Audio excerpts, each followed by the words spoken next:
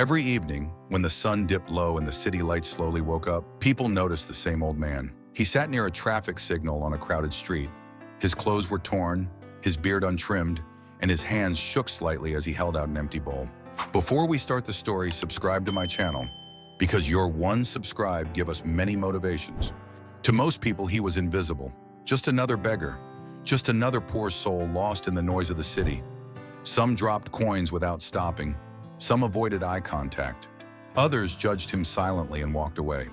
But there was one thing no one understood. The beggar never ate the food people gave him.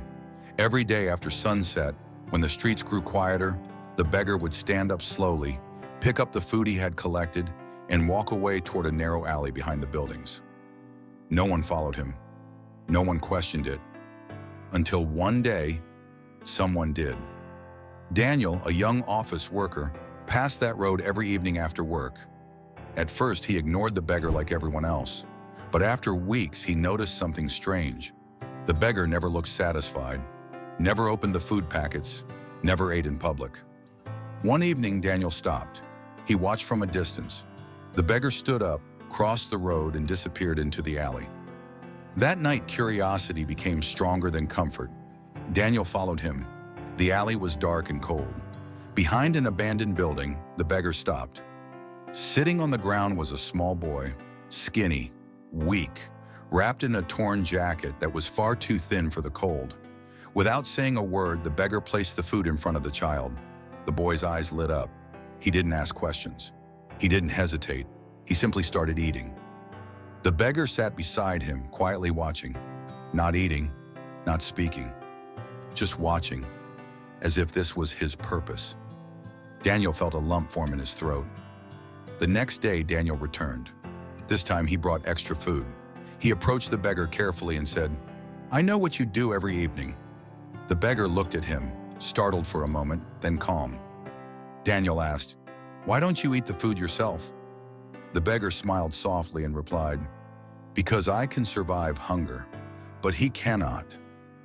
Daniel asked, "Is he your son?" The beggar shook his head.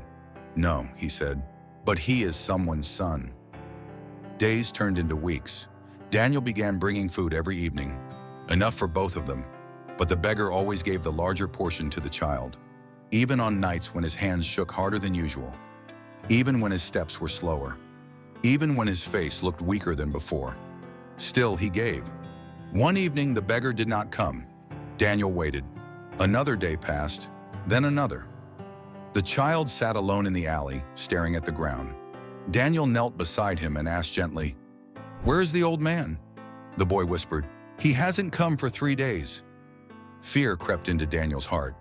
That night, Daniel searched the nearby streets. Behind a closed shop, under a thin blanket, he found the beggar.